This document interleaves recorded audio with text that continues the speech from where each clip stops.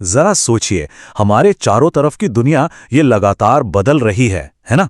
पत्तों का रंग बदलना, लोहे पर जंग लगना, अरे यहाँ तक कि हमारे शरीर का काम करना, इन सब के पीछे एक छिपा हुआ एक बहुत ही पावरफुल साइंस है। तो आज हम इसी बदलाव की केमिस्ट्री को समझने वाले हैं। चलिए एक सवाल से शुरू करते हैं। कभी ऐसा कुछ देखा है जो पहली नजर में तो एकदम जादू लगे, लेकिन असल में उसके पीछे सॉलिड साइंस हो? तो चलिए इसी जादू को थोड़ा करीब से देखते हैं। कल्पना कीजिए, एक साधारण सी लोहे की कील है और एक बीकर में चमकीले नीले रंग का एक लिक्विड है, कॉपर सल्फेट का घोल। अब हम क्या करते हैं, इस कील को धीरे से इस घोल में डुबो देते हैं। और बस देखते ही देखते एक बदलाव शुरू हो जाता है। कील का जो ग्रे रंग था वो धीरे धीरे भूरा होने लगता है। और सिर्फ इतना ही नहीं, उस घोल का चमकीला नीला रंग भी फीका पड़कर हल्का हल्का हरा होने लगता है। हाँ, ये एक क्लासिक स्कूल एक्सपेरिमेंट हो सकता है, पर लगता तो किसी जादू से कम नहीं, है ना? तो सवाल यही है कि आखिर यहां हो क्या रहा है, ये बदलाव हो क्यों रहा है? बस यही वो पहेली है जिसे आज हम मिलकर सुलझाने वाले हैं। अच्छा, इस रहस्य का जो पहला सुराग है ना, वो एक सीधी साधी अदला बदली में छिपा है। इसको ऐसे समझिए कि केमिकल एलिमेंट्स जो हैं वो अपने पार्टनर्स बदल रहे हैं। केमिस्ट्री की भाषा में इस प्रोसेस को डिस्प्लेसमेंट रिएक्शन कहते हैं और इसका सिद्धांत भाई बहुत सरल है। एक ज्यादा ताकतवर या कहिए ज्यादा रिएक्टिव एलिमेंट आता है और एक कमजोर एलिमेंट को उसकी जगह से हटा देता है। सिंपल। और यहां एग्जैक्टली यही हो रहा है। लोहा जो है वो कॉपर से ज्यादा रिएक्टिव है, तो वो कॉपर सल्फेट के घोल में से कॉपर को बाहर धकेल देता है। अब लोहा सल्फेट के साथ जुड़कर बना लेता है आयरन सल्फेट, और बेचारा कॉपर अकेला रह जाता है। लेकिन ये जानना कि क्या हो रहा है बस उतना काफी नहीं है। असली सवाल तो ये है कि ये अदला बदली क्यों होती है? वो कौन सी ऐसी छिपी हुई ताकत है जो लोहे को कॉपर को बाहर धकेलने पर मजबूर कर रही है?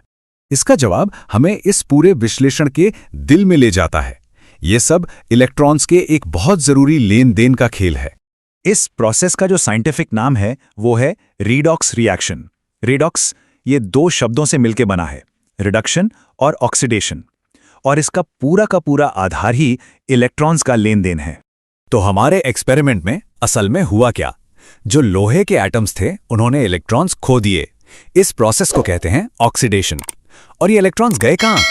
ये गए घोल में मौजूद कॉपर आयनों के पास, जिन्होंने इन इलेक्ट्रॉन्स को ले लिया। इस प्रोसेस को कहते हैं रिडक्शन।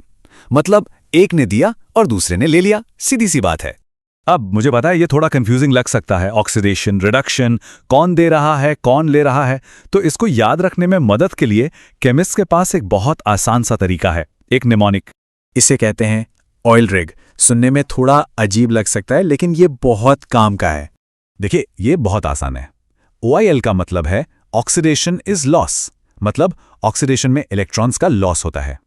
और RIG का मतलब है रिडक्शन इज गेन, यानी रिडक्शन में इलेक्ट्रॉन्स का गेन होता है, OILRG।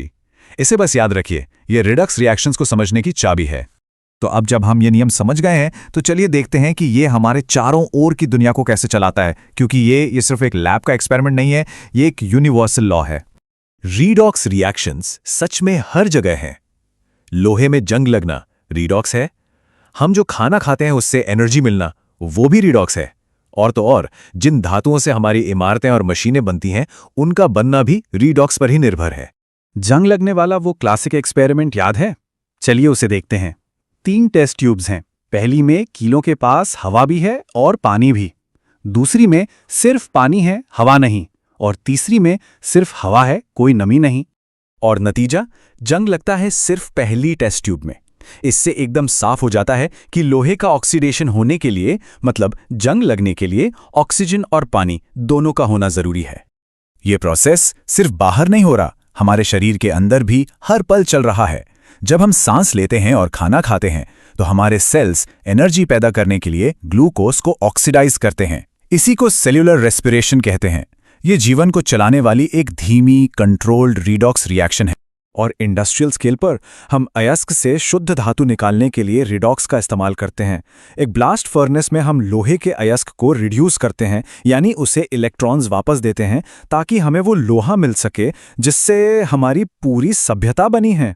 तो हम कहाँ पहुंचे? हमने एक बहुत ही साधारण से एक्सपेरिमेंट से शुरुआत की थी और पहुंच गए एक ऐसे फंडामेंटल प्रिंसिपल तक जो लगभग हर चीज को कंट्रोल करता है। ये हमें एक आखिरी सवाल पे छोड़ जाता है। अगर हमारी पूरी दुनिया इलेक्ट्रॉन्स के इस लगातार अदृश्य लेन देन पर ही चल रही है, तो इस लेन देन की कीमत क्या है? देखिए, यही फ्लो है जो जिंदगी और इंडस्ट्री को चलाता है, लेकिन यही फ्लो हमें जंग और सड़न भी देता है। तो बदलाव का ये रसायन एक तरह से दो धारी तलवार है, बनाने और बिगाड़ने का एक अंतहीन चक्र जो बस एक छोटे से इलेक्ट्रॉन के इधर से उधर जाने से चलता रहता है।